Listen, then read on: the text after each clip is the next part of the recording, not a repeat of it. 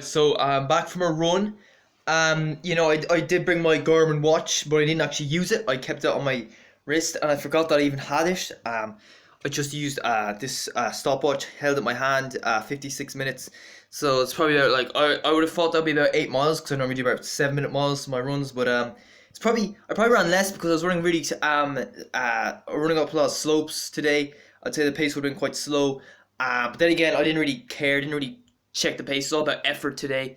Um, so yeah, yesterday I took the bus down to Bray, and I went for a run around Bray. I ran up the Bray Head, ran like through that trail that brings you to Greystones, and I ran into Greystones, and then did the cliff walk to to run back to Bray. I had my dinner there as well. Sorry, my lunch there as well. It was really nice, and then took the bus back home.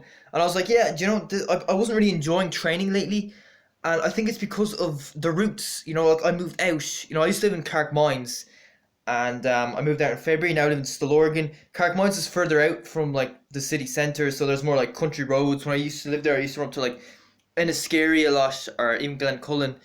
And but here, it's all just concrete. It's a concrete jungle where I live now. So I enjoyed my run a lot more yesterday. So I was like, right, from now on, I think we're gonna have to run country routes more. So they're just nicer, more enjoyable. And that's the number one thing in running. You want to make sure you enjoy your training. If you're not enjoying it, then like, what's the point of doing it? Do you know what I mean? I'm not one of those guys who would do something I hate just to get a reward, like maybe a year or two down the road. Like, there's no even guarantees that you will get any rewards for it, if you know what I mean. So yeah, so what I did today was I cycled my bike to Marty Park. I think it's like 3 miles from where I live. Um, and yeah, so I ran through Marty Park for about a mile. Ran outside the far side of the park. I ran up through ran up by St. Thomas and ran up. I was going to run through Edmondstown, but instead I took a turn to bring me up to Glencullen, and from there I was just running up pretty steep slopes, country roads, surrounded by just fields, farmland, and sheep, and ran up through like a forest. I turned around, came back, and yeah, it was just a lot nicer running there than it was running around the area that I live. And so that's what I'm going to do from now on. I'm going to just run those kind of routes, and just try to enjoy my training, because if you're not enjoying it, then like, waste your time. I said it already. I should probably stop repeating myself. Okay, so yeah, that's my training update. 56 minutes, probably about 8 miles. I'm just aiming for a 48-mile week this week, and then next week be 60. I'm gonna try to build up, see if I can do 100. I'm not sure if I'll manage 100, but if I can, I'll be doing at least 90 this season anyway. I've done 90 before in the past, so see if my health holds up. Because if you do 20 miles, it can affect your immune system. Like, your immune system has to adapt to the mileage before you can increase your mileage. Do you know what I mean? So yeah, that's the thing. You need to the city's a shit place to train.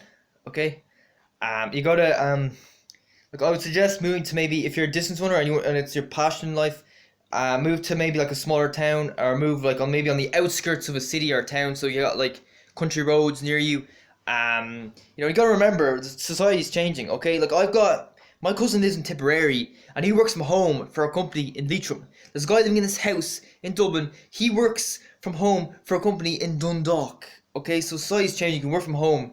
So yeah, that's my advice, be to move to maybe like a smaller town, country roads on the outskirts, because like, personally, I wouldn't want to live anywhere that's too isolated. You need to, like, especially for me, I don't have millions saved up, so I need to get a job to fund myself.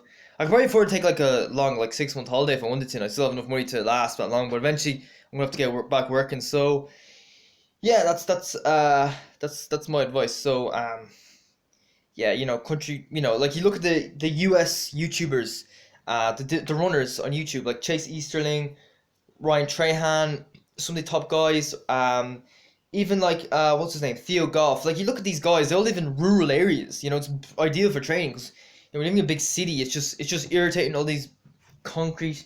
The scenery's not as nice. We've got all these traffic, cars, people. It can be really annoying trying to run. Like, even I was walking down like the seafront in Bray, and running through the seafront in Bray, there's like all these people. They're just they're just like, they're so stupid. They're just turning around, going, they're gonna like run into you or something. And yeah, so that's my advice for this video. The countryside is the best place for training.